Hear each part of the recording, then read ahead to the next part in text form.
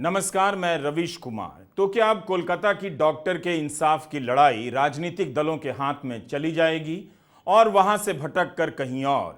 इंसाफ की मांग को लेकर कई तरह के आंदोलन होने लगे हैं, लेकिन इन सब के बीच डॉक्टरों के आंदोलन की आवाज और भी मुखर होती जा रही है। वे इंसाफ और अपनी सुरक्षा की मांग को लेकर अड़े हैं। आज भी इस वीडियो को पूरा देखिएगा। क्रम से नहीं देखेंगे, कई चीजों को नहीं जान पाएंगे। 14 अगस्त की रात जिस अस्पताल में गुंडों ने हमला किया, वहां आंदोलन फिर से शुरू हो चुका है। यह वीडियो आज का है, कोलकाता के आरजी कर मेडिकल कॉलेज का। यहां पर संघर्ष का नारा फिर से गूंजने लगा है। इसी जगह पर हमला हुआ था और इसके बाद से यहां पुलिस बल की संख्या बढ़ा दी गई है। आंदोलन तेज हो चला है। जूनियर डॉक्टरों की मांग है कि जो पूर्व प्रिंसिपल थे उनका इस्तीफा हो। उनका यह भी कहना है कि उन्होंने मांग की थी कि कोर्ट की निगरानी में जांच हो, लेकिन सीबीआई जांच कर रही है। हमारी वो मांग पूरी नहीं हुई। डॉक्टरों का यह भी कहना है कि प्रिंसिपल के साथ साथ पूर्व वाइस प्रिंसिपल, पूर्व डीन को भी इस्तीफा देना चाहिए और इस्तीफा देने के बाद इन्हें पूरी नौकरी के दौरान किसी तरह की पोस्टिंग ना दी जाए।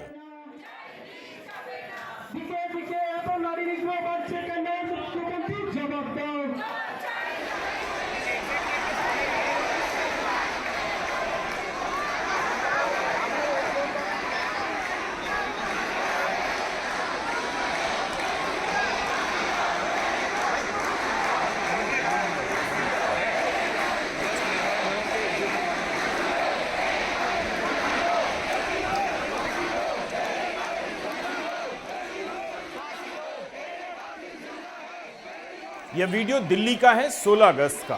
स्वास्थ्य मंत्रालय जहां है, निर्माण भवन से थोड़ी दूर पहले यहां जूनियर और रेजिडेंट डॉक्टर जमा हो गए हैं। ये सभी स्वास्थ्य मंत्री जेपी नड्डा से मिलकर डॉक्टरों की सुरक्षा के लिए अलग से एक एक्ट की मांग कर रहे हैं। हाल ही में जेपी नड्डा ने अलग से एक्ट को नकार दिया है। इंडियन मेडिकल एसोसिएशन ने भी 24 घंटे की सीमित हड़ताल की घोषणा की है, लेकिन उनकी प्रेस रिलीज में सेंट्रल प्रोटेक्शन एक्ट की मांग का जिक्र नहीं है। जूनियर डॉक्टर और रेजिडेंट डॉक्टर अपनी सुरक्षा के अलावा पीड़िता के इंसाफ के लिए भी आंदोलन कर रहे हैं। 17 अगस्त को जंतर मंतर पर भी प्रदर्शन करने का ऐलान हुआ है। कोलकाता की डॉक्टर पीड़िता के बलात्कार के बाद और हत्या के बाद से ये सभी डॉक्टर उद्वेलित हैं। देश भर में प्रदर्शन कर रहे हैं। दिल्ली में रात के वक्त मोबाइल टॉर्च जलाकर मार्च निकाला और यह कई दिनों से दोहराया जा रहा है। इसमें अब नागरिक संगठन और नारीवादी संगठन भी शामिल होने लगे हैं। ये सीबीआई से हैंडओवर होने से हमारा मांग पूरी होगी, ये तो हम नहीं बता रहे। हम लोगों का मांग है कि इमीडिएट जो एक्यूज्ड है उसको प्रॉपर एविडेंस के साथ पकड़ा जाए एंड उसका एग्जाम्पलरी पनिशमेंट दे। ये हमारा फास्ट मांग है। ये तो मांग पूरी नहीं हुआ। ये हम पहले से ही जुडिशियल मांग किए थे, जुडिशियल इंक्वायरी का। अब वो मांग अभी court under court super jurisdiction CBI तदंत कर रहा है। तो अगर ये दाबी मिट जाए, मांग पूरी हो जाए, हम लोग विथड्रॉ और प्रोटेस्ट। देखिए, जो एक्स प्रिंसिपल थे, एक्स एमएसजेपी अथॉरिटी, उसके प्रेजेंस में ये हुआ है घटना, तो उसको तो अकाउंटेबल है ही हो। हम लोग ये डिमांड किया है, उसका रेजिग्नेशन एपोलॉजी लेटर मांग किए है। और जो नया प्रिंसिपल है उसके होने के बावजूद जो क्राइम सीन है उसके उल्टा देख के जो बाथरूम है, रूम है, वो रेनोवेट हुआ है। इसलिए सीबीआई उसको इंटरोगेट कर रहा है। And we also told them why this is awkward in presence of you. So we also demand that you have to justify you and some written copy should be provided us why this is has occurred।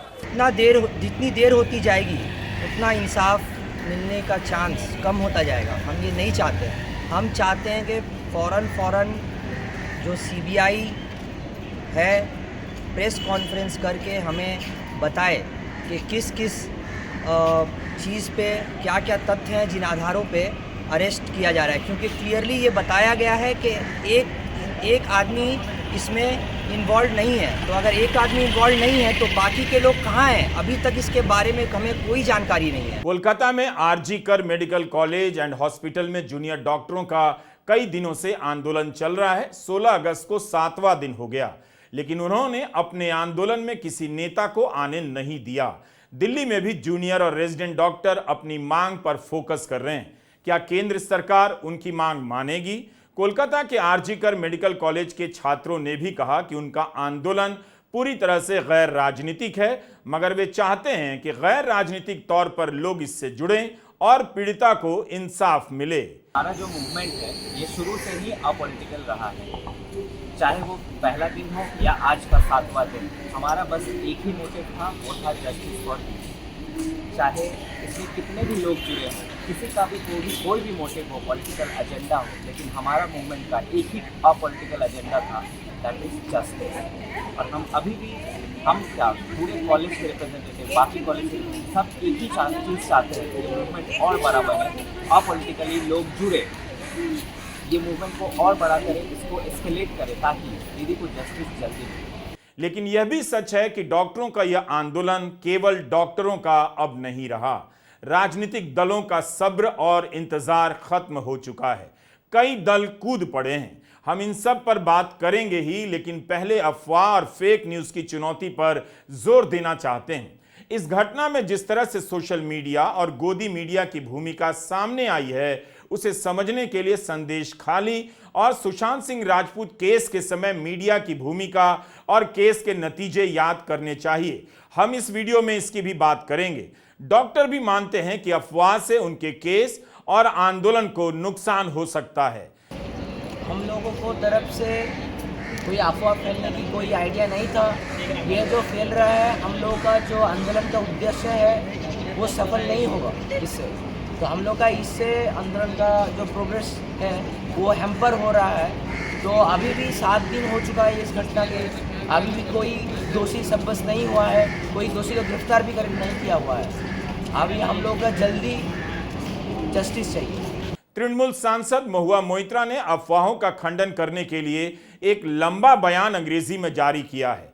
Trinamool के दूसरे सांसद भी ऐसा कर रहे हैं और मुख्यमंत्री को टैग कर रहे हैं। ऐसा लगता है कि मुख्यमंत्री के निर्देश पर सभी को ऐसा करने के लिए कहा गया है। हम इसकी भी बात करेंगे। कोलकाता हाई कोर्ट ने इस मामले की जांच के लिए सीबीआई को 3 हफ्ते का समय दिया है। याद रखना जरूरी है, सीबीआई ने जांच शुरू कर दी है। ममता बनर्जी ने कोलकाता पुलिस को 18 अगस्त यानी रविवार तक का समय दिया था और कहा था कि अगर जांच पूरी नहीं हुई तब सीबीआई को यह मामला सौंप दिया जाएगा। लेकिन 13 तारीख से ही यह मामला सीबीआई के पास है। क्या सीबीआई ने कोलकाता पुलिस से कुछ अलग तथ्य हासिल किए हैं? कोलकाता पुलिस कमिश्नर विनीत गोयल के इस बयान को याद रखना चाहिए। वे ईमानदारी से जांच का दावा कर रहे हैं और यह भी कह रहे हैं कि अगर हमने सबूतों को नष्ट किया है तो हमें भी सजा हो सकती है, हमारे ऊपर भी केस किया जा सकता है। What has happened here is because of the media, the wrong media campaign, which has been malicious media campaign, which is going as far as Calcutta Police is concerned. What has Calcutta Police not done? In this case, they have done everything, and I'll do it. I'm saying it under everything under my command. My men have worked day and night to detect this case, to collect evidences. They collect the best of evidences. The main accused has been arrested.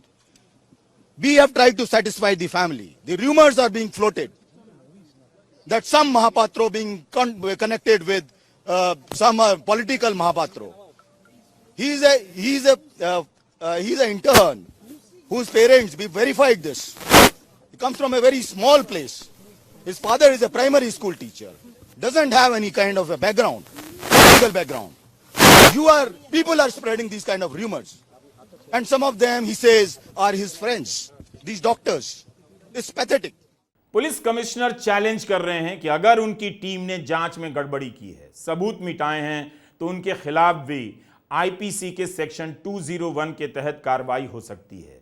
यह case अब CBI के पास है, तो क्या police commissioner की बात पर भरोसा कर लिया जाए?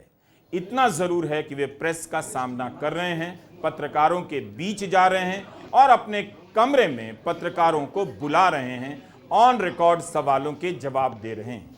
पुलिस कमिश्नर के दावे का सही जवाब तभी मिलेगा जब सीबीआई रिकॉर्ड पर आएगी, अपने सबूतों के आधार पर कोलकाता पुलिस पर सवाल उठाएगी।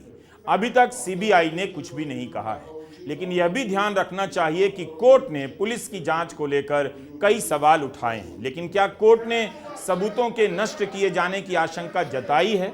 सीबीआई की जांच से ही ये सारी बातें सामने आएंगी। सबूत नष्ट नहीं करने का दावा कर पुलिस कमिश्नर खुद को दांव पर लगा रहे हैं। उन्होंने यह भी कहा कि इस मामले में एक ही आरोपी है, हमने कभी ऐसा नहीं कहा, हम साइंटिफिक एविडेंस का इंतजार कर रहे हैं। एक और इंटर्न के बारे में उन्होंने कहा कि अफवाह उड़ गई कि उसे बचाया जा रहा है क्योंकि उसके पिता तृणमूल कांग्रेस से जुड़े हैं। इनके पिता का बयान आया है कि तृणमूल कांग्रेस से संबंध नहीं है और वे एक साधारण नागरिक हैं। उन्होंने कोर्ट में अर्जी दी है। कोलकाता टीवी की डिप्टी एडिटर मौपिया नंदी ने ट्विटर पर एक वीडियो पोस्ट किया है इंटर्न के घर का। लिखा है कि आरजी करके इंटर्न के पिता शुभदीप सिन्हा महापात्रा ने एफआईआर कराई है कि यह झूठ फैलाया जा रहा है कि उनका बेटा किसी मंत्री का बेटा है और दोषी है। तृणमूल कांग्रेस के विधायक सोमेन महापात्रा ने भी इसका खंडन किया है कि उनका बेटा आरजी कर मेडिकल कॉलेज एंड हॉस्पिटल में पढ़ता है। इसी इंटर्न के बारे में कोलकाता पुलिस के कमिश्नर विनीत गोयल ने कहा कि वे अफवाह के आधार पर किसी इंटर्न को गिरफ्तार नहीं कर सकते। कोलकाता पुलिस को इन अफवाहों को लेकर तुरंत एक्शन लेना चाहिए था और अपनी तरफ से एक एक अफवाहों का जवाब देना चाहिए था। पुलिस ने जब कार्रवाई करने की धमकी दी तब जाकर कुछ लोगों ने ट्विटर से अपने ट्वीट डिलीट किए और माफी मांगी। अफवाह उड़ी थी कि सेमिनार रूम तोड़ दिया गया सबूतों को मिटाने के लिए, जो पूरी तरह से गलत है। पुलिस ने कहा, हमने परिवार को कभी भी नहीं बताया कि आत्महत्या का केस है, यह पूरी तरह झूठ है।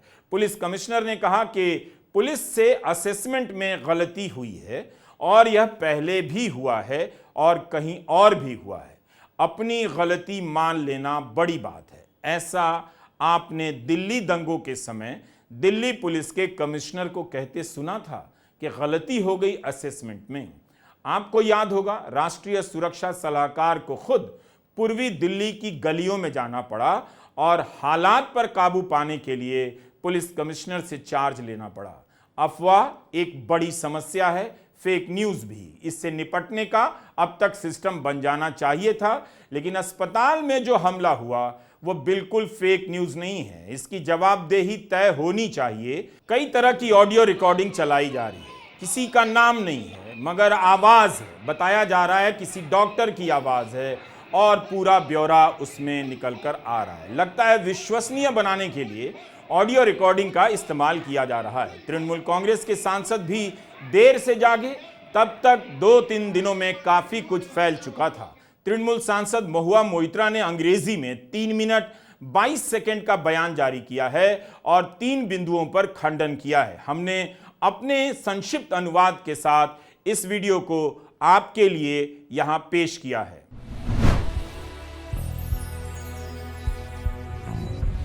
I'm here to put a few facts on record and to bust a few myths and some fake propaganda that is being sent around on social media regarding the horrific rape and murder on 9th of August in RG Kar Hospital. Number one, there is a figure of 150 grams of bodily fluids being floated around by responsible media. The first thing to remember is that the autopsy, the post-mortem, was carried out in the presence of a judicial magistrate, in the presence of 3 doctors as witnesses, and in the presence of the family. The entire procedure was videographed. It was not possible to tamper with anything. In any autopsy or post-mortem, the weight and situation of each particular organ is commented upon, like the liver, the heart. Similarly, in this case, the inner and outer genitalia was the comment on that. The total weight of the inner and outer genitalia was something close to 150 grams. Number one, bodily fluids are measured in milliliters, not in grams. This was the total weight of the internal viscera of the reproductive organs. It has nothing to do with any amount of bodily fluids found. It is very unfair and irresponsible on the part of media houses, especially responsible ones like the print, to keep propagating this false information.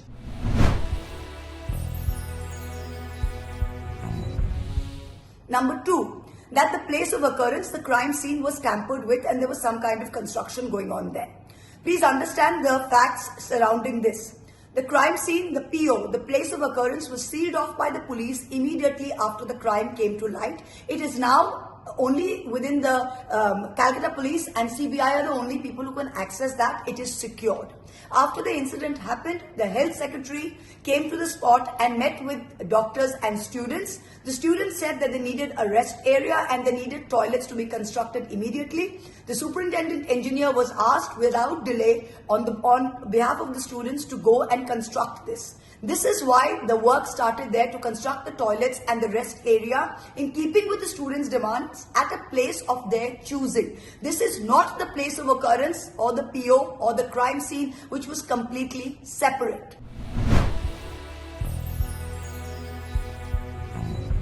Number 3, that there was somehow an inquiry committee set up to investigate the mental health or the psychiatric condition of the victim. This is complete and utter rubbish. After the 9th of August, when the FIR was filed and the police took over the investigation, an internal administrative committee board was set up as is normal standard operating procedure in any situation like this to see if there were any lapses on the part of the hospital. This 5-member inquiry committee headed by, had a chairperson who was the head of department, who was the dean of student affairs, and the convener was the head of the Department of Anatomy. 3 other members was head of the Department of Medicine, another HOD of Anatomy, and the head of the Department of Psychiatry. This was only to look into administrative lapses and to see an internal inquiry as a standard operating procedure. This was no inquiry to go into the psychiatric state of the student. Please understand. These are 3 important things one needs to keep in mind. Thank you very much. हमने अपने पहले video में आपको बताया था कि बलात्कार और हत्या के मामले में कैसे कवर किया जाना चाहिए और किन बातों को छोड़ देना चाहिए। जूनियर डॉक्टर भी मांग कर रहे हैं कि सीबीआई केस की प्रगति की डिटेल उनसे साझा करे। तृणमूल कांग्रेस के सांसद डेरेक ओब्रायन ने भी ऐसी मांग की है कि सीबीआई हर दिन केस का अपडेट दें। लेकिन क्या सीबीआई ऐसा कर सकती है? क्या यह संभव है? आप याद कीजिए, इसी वीडियो में हमने पुलिस कमिश्नर का बयान दिखाया। वे कह रहे हैं जितना कानूनी रूप से संभव है उतना हमने जूनियर डॉक्टरों के प्रतिनिधियों के साथ साझा किया। जितना कानूनी रूप से संभव है, इसका मतलब समझना जरूरी है। हमने आपको पहले वीडियो में बताया था कि 2018 में सुप्रीम कोर्ट ने बलात्कार पीड़िता का नाम या पहचान उजागर करने पर पूर्ण प्रतिबंध लगा दिया। कोई भी ऐसे तथ्य जिनसे पहचान की जा सके उन्हें सार्वजनिक करने पर भी रोक लगा दी गई और भी कई निर्देश जारी किए गए। उसके बाद 2020 की गृह मंत्रालय की बलात्कार के मामलों में जांच को लेकर गाइडलाइन आई। इसमें साफ साफ लिखा है कि जो भी अफसर बलात्कार के मामलों की जांच से प्रत्यक्ष या परोक्ष रूप से जुड़ा है उसे केस या पीड़िता के बारे में कोई जानकारी साझा नहीं करनी चाहिए, किसी से भी नहीं, मीडिया से भी नहीं। पीड़िता की मेडिकल रिपोर्ट भी साझा नहीं की जा सकती है। तो क्या अमित शाह अपनी गाइडलाइन वापस ले सकते हैं? केस की जानकारी साझा करने दे सकते हैं? शायद नहीं। जूनियर डॉक्टर की बात समझ आती है, उनका इस वक्त इन संस्थाओं पर विश्वास नहीं है। कानून का वह दायरा सीबीआई पर भी लागू होता है, याद रखना चाहिए। सुप्रीम कोर्ट कभी इसकी इजाजत नहीं देगा। सुप्रीम कोर्ट ने कहा था कि सीबीआई स्वतंत्र संस्थान नहीं है। यह भी याद रखना चाहिए कि justice BR Gavai, justice Sandeep Mehta की बेंच ने इसी जुलाई महीने में सरकार के इस दावे को सिरे से नकार दिया। कहा सुप्रीम कोर्ट मानता है कि सीबीआई केंद्र सरकार के अधीन काम करने वाली एजेंसी है। चूंकि इस वक्त सब भावुक हैं और राजनीतिक रूप से उद्वेलित हो चुके हैं, फिर इस गाइडलाइन को तुरंत देखना चाहिए। अफवाहों को भी रोका जाना चाहिए, लेकिन याद रखना चाहिए पीड़िता के साथ जो घटना हुई वो अफवाह नहीं है, उसकी हत्या हुई है। यह सब अफवाह नहीं है। आरजीकर मेडिकल अस्पताल में हमला हुआ, इमरजेंसी वार्ड और दूसरे वार्ड में हमला हुआ, कई सारी चीजें तोड़ दी गईं। यह सब अफवाह नहीं है। किसने किया? जाहिर है अगर पहचान साबित नहीं होगी तो लोग तरह तरह की बातें करेंगे।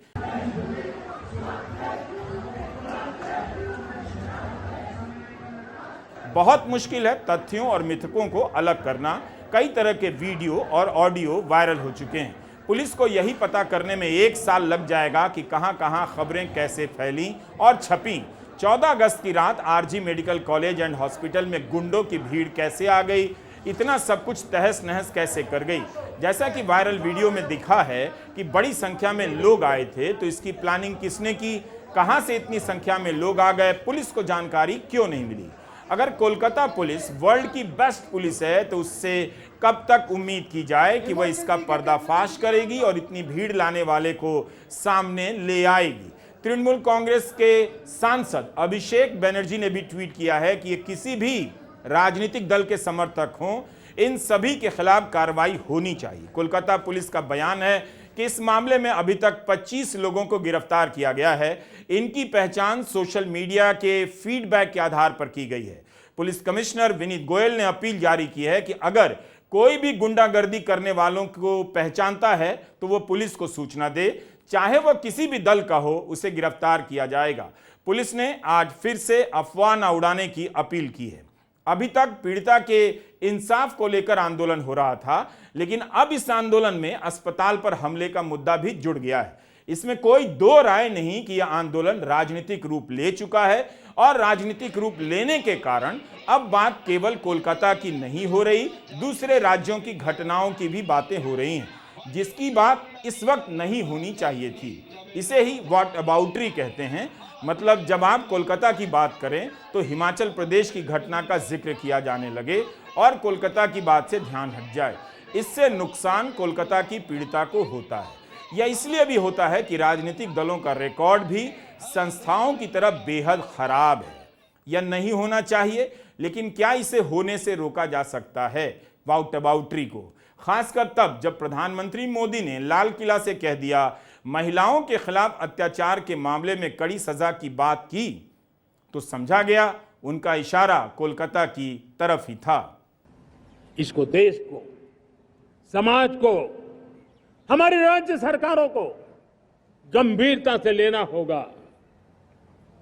महिलाओं के विरुद्ध अपराधों की जल्द से जल्द जांच हो, राक्षसी कृत्य करने वालों को जल्द से जल्द कड़ी सजा हो, वो समाज में विश्वास पैदा करने के लिए जरूरी है। मैं ये भी बताना चाहूंगा कि जब बलात्कार की या महिलाओं पर अत्याचार की घटनाएं घटती हैं तो उसकी बहुत चर्चा होती है, बहुत प्रचार होता है, मीडिया में छाया रहता है। लेकिन जब ऐसे राक्षसी मनोवृत्ति व्यक्ति को सजा होती है तो वो खबरों में कहीं नजर नहीं आती है, कोने में कहीं पड़ा रहता है। अब समय की मांग है कि जिनको सजा होती है उसकी व्यापक चर्चा हो, ताकि ऐसा पाप करने वालों को भी डर पैदा हो कि ये पाप करने की हालत ये होती है कि फांसी पर लटकना पड़ता है। और मुझे लगता है कि डर पैदा करना बहुत जरूरी है। लेकिन जब सजा माफ कर बलात्कार पीड़ितों को रिहा किया जाता है, तब तो उसे लेकर लोगों ने काफी सवाल उठाए। क्या प्रधानमंत्री ने कोई प्रतिक्रिया दी? 15 अगस्त 2022 को इसी तरह प्रधानमंत्री मोदी ने महिला सुरक्षा की बात की थी और उसी दिन गुजरात में बिल्किस बानो के साथ बलात्कार के मामले में दोषी पाए गए 11 लोगों की सजा माफ कर दी गई, उन्हें समय से पहले रिहा कर दिया गया। जब वे बाहर आए तो उनका फूल मालाओं के साथ स्वागत हुआ।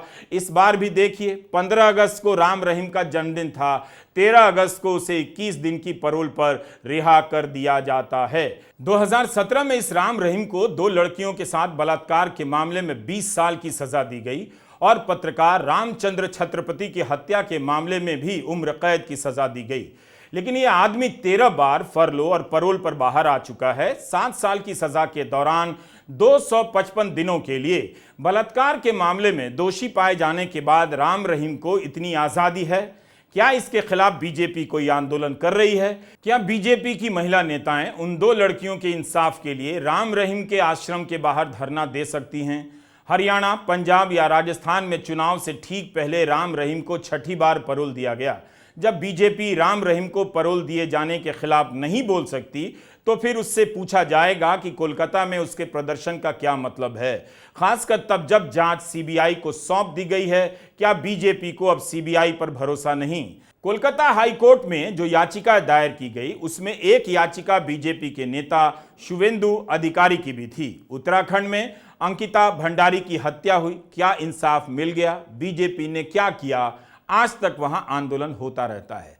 राजनीतिक दलों का आंदोलन अक्सर अपने अपने मुद्दों को ले आता है। पश्चिम बंगाल में ममता बनर्जी का पीड़िता के घर जाना या पुलिस कमिश्नर का छात्रों के बीच जाकर कई घंटे तक बात करना, भले यह सब काफी नहीं हो, लेकिन यह सही है कि मुख्यमंत्री घटना के तीसरे दिन ही परिवार से मिलने गईं। बीजेपी के राज्यों में जब इस तरह की घटना होती है तब क्या उनके नेता या मुख्यमंत्री पीड़िता के घर पहुंचते हैं? क्या प्रधानमंत्री मोदी या गुजरात के मुख्यमंत्री बिल्किस बानो के घर चले गए थे? गुजरात में बलात्कार के मामले में सजा पाए दोषियों की सजा कम कर दी गई और रिहा कर दिया गया। सुप्रीम कोर्ट का फैसला आप पढ़िए तो पता चलेगा कि उन बलात्कारियों को बचाने के लिए किस तरह का खेल खेला गया। कोर्ट ने वापस जेल भेजा। ऐसे अनेक उदाहरण आपके सामने रखे जा सकते हैं, मगर यह बहुत जरूरी है। नवंबर 2023 की घटना है बनारस की। कुणाल पांडे, अभिषेक चौहान और सक्षम पटेल ने IIT BHU की एक छात्रा के साथ क्या किया। इन तीनों पर बंदूक की नोक पर उसे निर्वस्त्र करने, गैंग रेप करने के बाद वीडियो बनाने का आरोप लगा। इस घटना में FIR कराने के लिए छात्राओं को आंदोलन करना पड़ा, तब भी FIR देरी से हुई। कुछ दिनों के बाद दैनिक भास्कर ने यह खबर छापी है कि घटना के 4 दिन बाद ही इनका CCTV फुटेज सामने आ गया। 7वें दिन इन्हें लड़की ने CCTV की फुटेज से पहचान लिया, मगर ये कब पकड़े जाते हैं? 60 दिनों के बाद। और तो और ये लोग मध्य प्रदेश के चुनाव में बीजेपी के लिए प्रचार करने गए। कुणाल पांडे तो बीजेपी के बनारस इकाई के IT सेल का संयोजक था, सक्षम पटेल भी IT सेल और आनंद चौहान भी IT सेल से जुड़ा था। तीनों बनारस IT सेल में काम करते थे और बनारस प्रधानमंत्री मोदी का संसदीय क्षेत्र है। प्रधानमंत्री मोदी ने इस मुद्दे पर क्या कभी कुछ बोला? जबकि उनके साथ इनकी तस्वीरें हैं। अगर आज एक भी तस्वीर किसी भी आरोपी की ममता बनर्जी के साथ निकल आए या तृणमूल के किसी भी नेता के साथ निकल आए तो आप कल्पना कर सकते हैं कि गोदी मीडिया और बीजेपी किस तरह का तूफान पूरे देश में खड़ा कर देगी।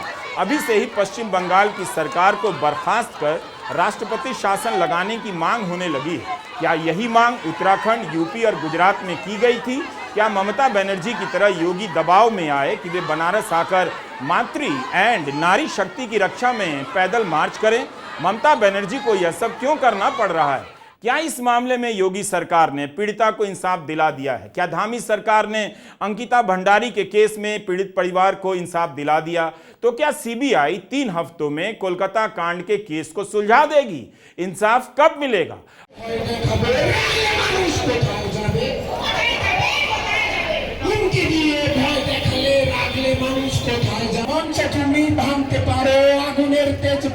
तो जूनियर डॉक्टर क्या करें? किस पर भरोसा करें? उनकी साथी की अस्पताल में हत्या हुई, उसके साथ बलात्कार हुआ, वो कैसे खुद को समझाए? कोलकाता के आम शहरी भी इस घटना से आक्रोशित हैं और सड़कों पर आ रहे हैं। इनमें हो सकता है तृणमूल को ही वोट देने वाले हों, लेकिन इस शहर के लोग सड़कों पर उतर तो रहे हैं। क्या ये अच्छा संकेत नहीं है?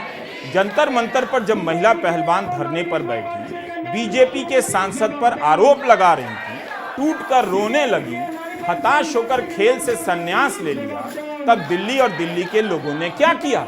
उन्हें उनके हाल पर छोड़ दिया। लेकिन इस मामले में कोलकाता उमड़ पड़ा डॉक्टर के इंसाफ के लिए। यही कोलकाता की जान है। इसलिए मुख्यमंत्री ममता बनर्जी को मिनट मिनट पर बयान देना पड़ रहा है और पुलिस कमिश्नर को अपनी गलती माननी पड़ रही है। जब तक हम लोगों का जो डिमांड था जो कल्प्रिट्स है उसको शनाख्त किया जाए और उस लोगों को इंटरोगेशन का अंदर लाके अरेस्ट किया जाए एंड प्रॉपर जस्टिस मिलना चाहिए। ये जब तक कंप्लीट नहीं होगा तब तक प्रोटेस्ट चलता रहेगा। CBI इंक्वायरी करने के लिए आया है, इससे हम लोग खुश हैं। कोर्ट का जो ऑब्जर्वेशन है उसमें हम खुश हैं, बट CBI आ गया मतलब न्याय विचार मिल गया, ये नहीं है।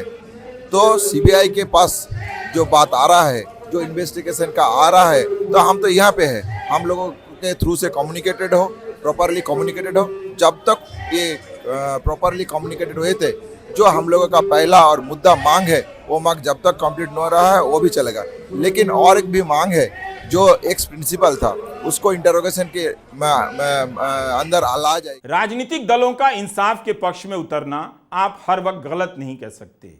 वो अब भी उतर सकती हैं और उतरने से उनके कई बार उन मामलों में जान आ जाती है, इंसाफ की प्रक्रिया आगे बढ़ती है जिन मामलों को सरकारें दबाने का प्रयास करती है। मगर अफसोस हर जगह उनकी लापरवाहियों और आरोपियों को बचाने के ट्रैक रिकॉर्ड के कारण कोलकाता कांड की राजनीतिक लड़ाई भी उलझती जा रही है। बीजेपी के शुभेंदु अधिकारी ने गृह मंत्रालय को पत्र लिख दिया, केंद्रीय सुरक्षा बल अस्पताल में तैनात किए जाएं। बीजेपी ने यह भी ऐलान किया कि पश्चिम बंगाल के सभी जिलों में कोलकाता में 2 से 4 के बीच रास्ता जाम करेगी।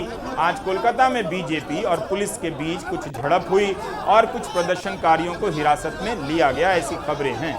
बीजेपी की महिला मोर्चा ने पश्चिम बंगाल के सभी जिला मुख्यालयों पर मौन रहकर कैंडल मार्च निकालने का ऐलान किया है। सीपीएम ने भी शुक्रवार और शनिवार को आंदोलन का ऐलान किया है। सीपीएम ने राज्यव्यापी धिक्कार दिवस की घोषणा की है।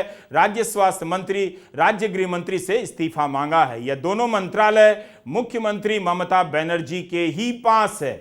सीपीएम नेता सुजान चक्रवर्ती ने आरोप लगाया है कि अस्पताल में तोड़फोड़ की घटना के पीछे मुख्यमंत्री का हाथ है। तृणमूल ने यह हमला कराया है। ममता बनर्जी ने आरोप लगाया है बीजेपी और लेफ्ट ने कराया है। सीपीएम के अलावा एसयूसीआई ने 12 घंटे के बंद का ऐलान किया है। ममता बनर्जी ने सड़क पर उतरने का ऐलान कर दिया।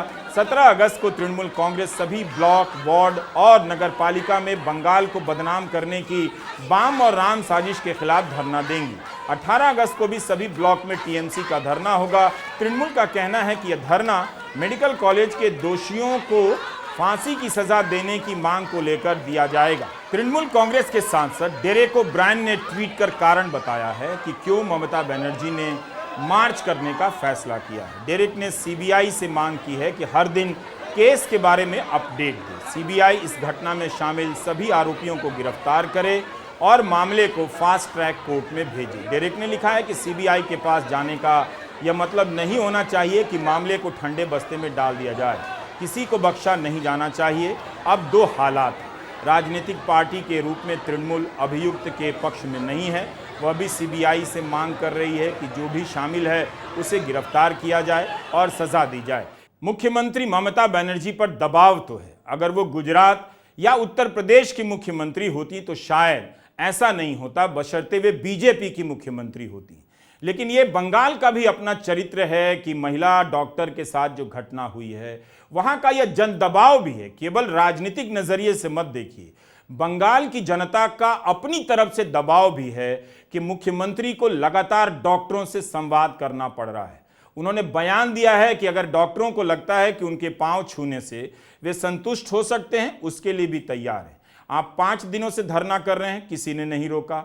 आप याद कीजिए, जंतर मंतर पर जब महिला पहलवान धरना दे रही थी तो क्या हुआ, पुलिस ने कैसे उन्हें घसीटा, बस में बिठाकर ले गई। সবাইকে বলবো আগামীকাল সব ব্লকে ব্লকে মিছিল সংগঠিত করবেন দোষীদের ফাঁসির দাবিতে এবং বাম রাম চক্রান্তের বিরুদ্ধে। আর একটা কথা মনে রাখবেন, যেটা সত্য সত্য উদ্ঘাটিত হোক, কিন্তু অসত্য ঘটনা নিয়ে কেউ কেউ ফেক ভিডিও তৈরি করে অসত্য সংবাদ দিয়ে মানুষের মনকে উত্তেজিত করে দিচ্ছে, আসল সত্যি জানবার জন্য নয়, আসল মিথ্যাটাকে সামনে এনে সত্যটাকে লুকিয়ে দেওয়ার জন্য। আমি সবাইকে অনুরোধ করব, দরকার হলে দল আমাদের পক্ষ থেকে আমরা কি বলছি, সাধারণ মানুষ কি বলছে যেটা সত্য, সেই সংবাদগুলো আপনারা গুরুত্ব দিয়ে দেখবেন। আজকাল মনে রাখবেন, সোশ্যাল নেটওয়ার্কের সব সংবাদ সত্য নয়। इसका मतलब यह नहीं कि जवाबदेही से ममता बनर्जी को छूट मिलनी चाहिए, बल्कि यह सही है कि जूनियर डॉक्टरों और नागरिकों के आंदोलन का दबाव मुख्यमंत्री पर पड़ रहा है। ऐसा ही IIT BHU के केस में हुआ होता, अंकिता भंडारी के केस में हुआ होता तो आज बलात्कार के केस में पूरे देश में एक ही राजनीतिक पैमाना होता और यह सबके लिए अच्छा होता, ताकि अपराधी एक बात अच्छी तरह से जान लेता कि उसे कोई नहीं बचा पाएगा, ना उसकी जाति, ना उसका धर्म, ना उसका राजनीतिक दल। मगर ऐसा कहाँ होता है। इसलिए जब आप जूनियर डॉक्टरों की बेचैनी की तरफ देखते हैं तो खुद को किसी भी तरह से दिलासा देना मुश्किल हो जाता है। आप उनके साथ खड़ा ही महसूस करते हैं और यही सही भी है।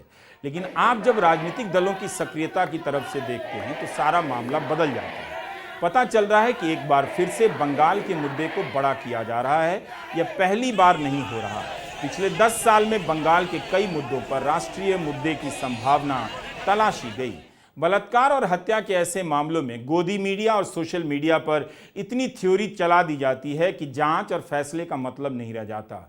यह जब आता है अंतिम रूप में तब तक काफ़ी कुछ बदल चुका होता है। जैसे सुशांत सिंह राजपूत के केस में हुआ, उस समय याद कीजिए कितना घनघोर कवरेज हुआ। जो मन में आया वो चला दिया गया, लेकिन जब सच्चाई सामने आई तो सबने किनारा कर लिया। क्या हम ठोस तरीके से इंसाफ हासिल करने के बजाय इन्हीं सब बातों को दोहराते रहें? सुशांत सिंह राजपूत के केस में क्या हुआ? नवंबर 2019 में बीजेपी महाराष्ट्र में चुनाव हार गई थी। 2020 में बिहार में चुनाव होने थे। सुशांत सिंह राजपूत का संबंध बिहार से था, अच्छे अभिनेता भी थे और एक बड़े तबके में बहुत पसंद भी किए जाते थे। जैसे ही उनकी खबर आई, गोदी मीडिया ने कवरेज का घमासान मचा दिया। आप याद कीजिए, दर्जनों कैमरे रिया चक्रवर्ती का पीछा करते थे। रिया चक्रवर्ती को लेकर तरह तरह की थ्योरी चलाई गई और उन्हें कसूरवार साबित कर दिया गया। कई हफ्तों तक गोदी मीडिया के चैनलों पर केवल सुशांत सिंह राजपूत की मौत को लेकर डिबेट होती रही और रिया चक्रवर्ती को कैमरे दौड़ाते रहे। जस्टिस फॉर सुशांत का हैशटैग चलाया गया। भावुकता चरम पर पहुंच गई। रिया चक्रवर्ती ने कितना कुछ झेला होगा, मानसिक आघात का अंदाजा कीजिए। ड्रग्स रखने के आरोप में गिरफ्तार कर जेल भेज दी गई। 6 हफ्ते बाद 7 अक्टूबर को बॉम्बे हाईकोर्ट ने उन्हें जमानत दी। हाईकोर्ट ने नारकोटिक्स कंट्रोल ब्यूरो के इस दावे को नकार दिया कि रिया चक्रवर्ती किसी ड्रग सिंडिकेट का हिस्सा हैं। मार्च 2021 में एनसीबी ने सुप्रीम कोर्ट में अपील की, लेकिन जुलाई 2023 में वही एनसीबी सुप्रीम कोर्ट से कहती है अब जमानत का विरोध नहीं करेगी। रिया चक्रवर्ती ने फिल्म लाइन छोड़ दी। उनका उभरता हुआ फिल्मी करियर बर्बाद हो गया।